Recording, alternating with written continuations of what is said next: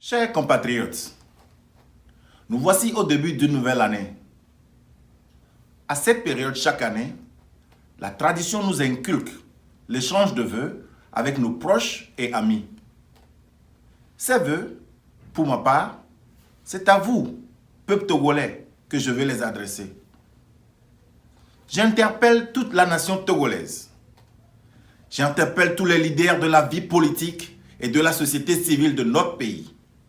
J'interpelle la diaspora et j'interpelle la communauté internationale à faire un rétrospectif de ces moments de crise traversés, de toutes les démarches engagées par les différents acteurs et de tous les manquements observés et d'en tirer les meilleures et effectives conclusions pouvant nous permettre de prendre de nouveaux engagements susceptibles d'aider le peuple togolais à définitivement sortir de sa crise qui n'a fait que trop durer.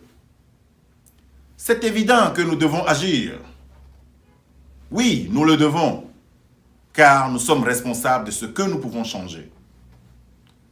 La vraie question est donc de savoir comment agir afin de trouver les solutions aux réels problèmes dont souffrent nos populations. Pendant longtemps, nos stratégies de lutte ont semblé avoir été orientées essentiellement contre des hommes. Les résultats sont devant nous.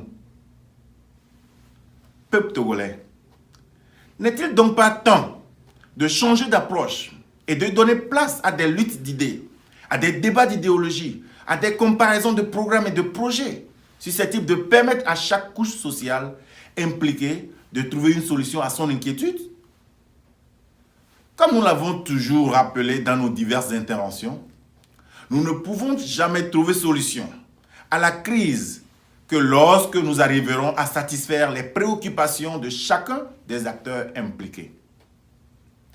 Pour la diaspora, il s'agira de construire un Togo où la souffrance de la population à la base serait allégée afin que cette dernière ne constitue plus un poids pour les économies déjà déséquilibrées à l'étranger, et aussi un Togo qui inspire ses enfants à revenir vivre et investir chez soi en toute sécurité et quiétude.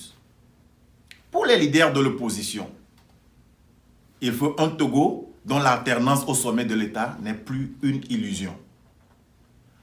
Quant aux investisseurs, aux multinationales et à la communauté internationale, il faut un Togo qui garantit le mieux les investissements et promeut la paix et la stabilité de la sous-région. Et pour le régime, il faut un Togo qui réduit le risque des mauvaises surprises du lendemain et qui ne soit pas exclusif. Ce n'est qu'en trouvant cette solution résultante et inclusive que nous pouvons satisfaire le peuple togolais lui-même, en trouvant une solution à ses préoccupations dont le chômage, la malnutrition, le sous-emploi, l'injustice sociale, bref, la pauvreté et l'insécurité grandissante. En ce début d'année 2019, permettez-moi, chers frères et sœurs, de toutes les couches sociales et de toutes les orientations politiques et religieuses, de nous exhorter à nous ressaisir, à observer et à analyser toutes les démarches et approches adoptées par le passé et les résultats qu'elles ont pu produire. Oui, l'année écoulée a été celle de plusieurs événements malheureux qui n'ont fait qu'accroître le nombre de victimes politiques et économiques, apparemment sans aucune solution objective.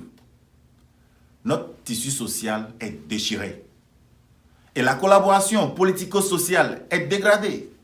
Quant à la cohabitation armée-nation, elle est de plus en plus douteuse et tout semble incertain. Je voudrais vous rassurer tous, autant que vous êtes, et surtout ceux qui pensent qu'il n'y a plus aucun espoir, que nous pouvons, par l'effort de tous, redresser notre tissu social, rehausser le niveau de vie de nos populations, assurer une éducation de qualité à nos enfants, assurer la justice sociale et la sécurité à tous les citoyens, voire faire de notre pays un exemple de développement extraordinaire dans la sous-région. Oui, nous le pouvons, par l'effort de tous, contribuer à une meilleure et une bonne gouvernance. Jeunesse togolaise, à chaque époque sa lutte. Jadis, c'était les indépendances avec des formules de brutalité, de radicalisme, de coups d'État et de coups de force. Aujourd'hui, j'appelle à un combat stratégique et diplomatique mettant au centre le seul et unique peuple togolais et ses intérêts.